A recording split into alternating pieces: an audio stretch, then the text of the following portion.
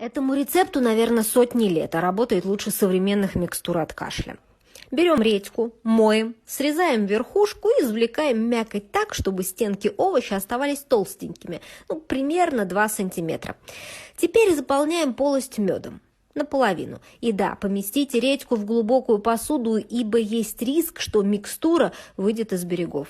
Отправляем в прохладное место часов на 12. Получившийся сок пьем от 4 до 6 раз в день.